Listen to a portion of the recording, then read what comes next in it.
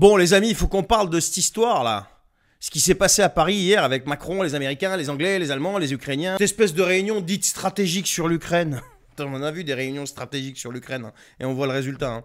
Parce que ce que Macron essaie de nous vendre comme une espèce d'avancée diplomatique majeure, c'était en fait une énième humiliation pour lui. Mais a priori, il doit quand même adorer ça, je pense. Pourquoi c'était une humiliation ?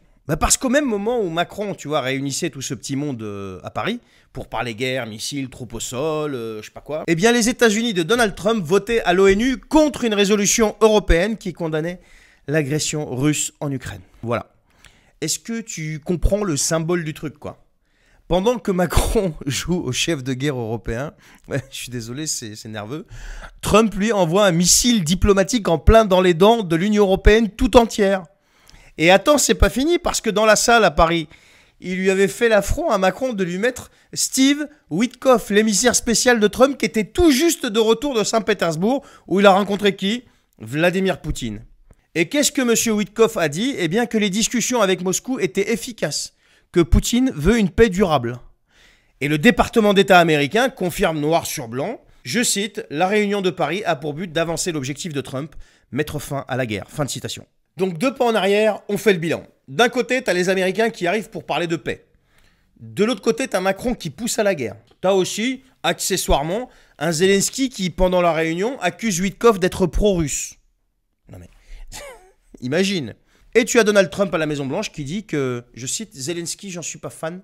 Tu lances pas une guerre contre un pays 20 fois plus gros que toi, et après tu demandes qu'on te file des missiles. » Fin de citation. Ça, c'est ce que Trump a dit.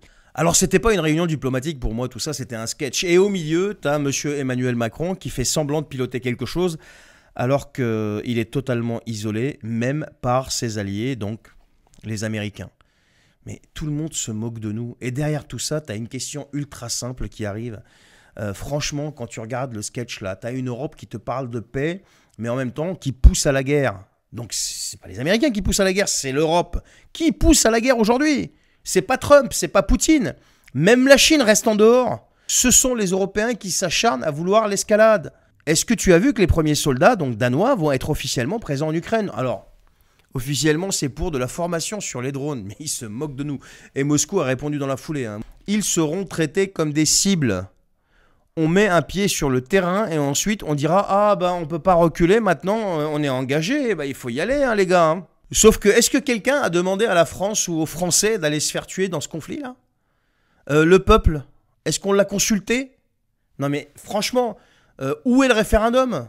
Où est la question posée à la représentation nationale ? Enfin, tu me diras la représentation nationale. Mais bon, ils se targuent tous de parler démocratie, constitution, donc moi je pose la question. Est-ce qu'un mec tout seul, aujourd'hui, dans un pays démocratique, a le droit de prendre des décisions aussi gravissimes que celle-ci de manière unilatérale.